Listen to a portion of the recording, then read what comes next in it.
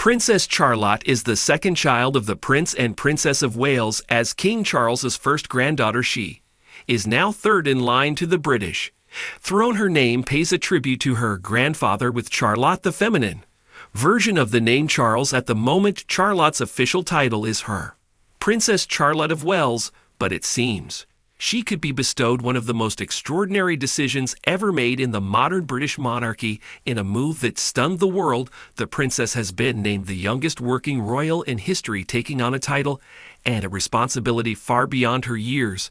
But such a decision was the weight of history too great for the royal family to ignore. Was there something more pressing, more urgent, that made them elevate this young princess into such a crucial role? We will be in a very modern era.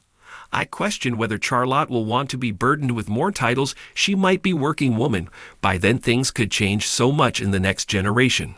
Whispers within royal circles have been growing. Decisions were made behind closed doors. The future of the monarchy was at stake. Many wondered if the younger generation could rise to the occasion, and the one name that always was the center of that speculation. Suddenly the decision was made. Princess Charlotte was to become the youth ambassador, a role that would not only shape her future, but potentially change the course of the monarchy itself. The shockwaves hit hard. As a 9-year-old could really bear these responsibilities? Could she withstand the pressure of being thrust into the public? This was no ordinary role, no mere ceremonial title. This was a role that demanded action, engagement, and leadership, and yet it was Princess Charlotte, barely out of childhood, who was chosen to carry this mantle. Why her? Why now, as the world scrambles for answers? That Charlotte, they believed, was ready. She had been prepared for this moment her whole life, though few could have seen it coming. With the announcement of her new title, it became clear that this was not just about tradition or royal protocol. This was a statement, a declaration that the British monarchy was evolving, embracing change in ways that it never had before, and Princess Charlotte, with her new role, was at the heart of that change. The king gushed over his granddaughter soon after she was born. He said, "I'm thrilled. She's beautiful.